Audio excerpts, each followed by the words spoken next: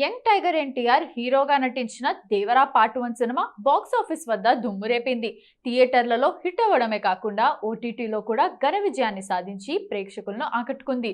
Rowdy look లో mass action తో ఎన్టీఆర్ ఇచ్చిన పర్ఫార్మెన్స్ అభిమానులను విపరీతంగా ఆకట్టుకుంది. ఇప్పుడు అందరి దృష్టి దేవరా పార్ట్ 2 పైనే ఉంది.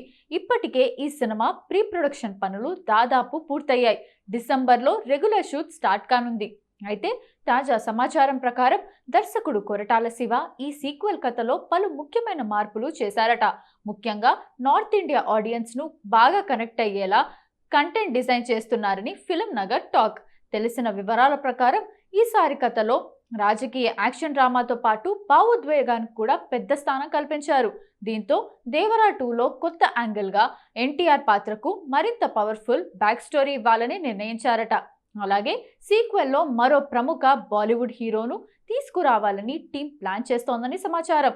ఆ హీరోతో ఎన్టీఆర్ మధ్య కొన్ని సన్నివేశాలు ఉంటాయట. ఇక హీరోయిన్ విషయంలో కూడా చిన్న ట్విస్ట్ ఉందట.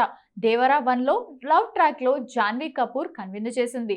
కానీ దేవరా 2లో కథ మలుపు తిరుగుతుందని, అందులో మరో హీరోయిన్ కీలక పాత్రలో కనిపిస్తుందని చెప్తున్నారు. ఈ కొత్త హీరోయిన్ ఎవరన్నది కూడా ఇంకా సస్పెన్స్ గానే ఉంచారు. సైఫ్ అలీ ఖాన్ ఈ ఫ్రాంచైజ్ లో విలన్ గా తనదైన శైలిలో నటించి మెప్పించారు. ఇప్పుడు రెండో పార్ట్ లో ఆయన పాత్రకు మరింత డెప్త్ ఇవ్వనున్నారట.